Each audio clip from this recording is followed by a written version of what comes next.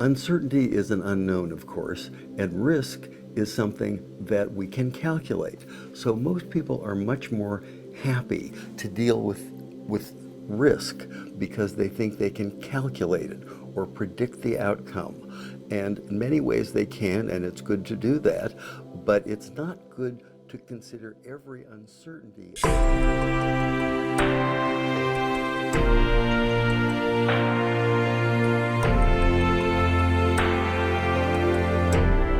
Today I'd like to talk about risk and uncertainty and how most people confuse the two, but they're actually quite different. Uncertainty is an unknown, of course, and risk is something that we can calculate. So most people are much more happy to deal with risk because they think they can calculate it or predict the outcome. And in many ways they can, and it's good to do that, but it's not good to consider every uncertainty a matter of risk, because it isn't necessarily a risk. There isn't necessarily a downside.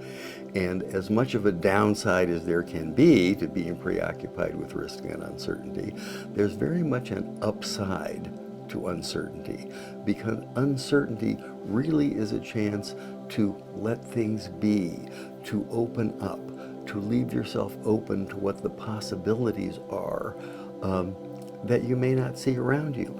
Usually when we leave the house, we know where we're going, we know what form of transportation we're taking, we know who we expect to see and what we expect to do, and all that's good, and there's no risk in there.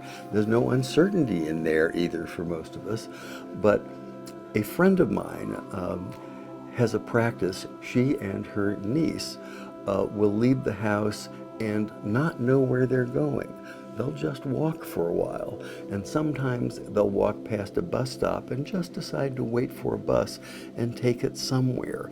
They can get off anywhere, of course, and they'll get off and look around and maybe see a new coffee shop or an interesting dog or a neighborhood they've not seen before, and then they get back on the bus and come home. Now, it's a way of exploring the unknown, and much to my great surprise and delight, they both consider it their favorite activity. So there's an upside to not knowing, to the unknown, and it isn't necessarily a risk.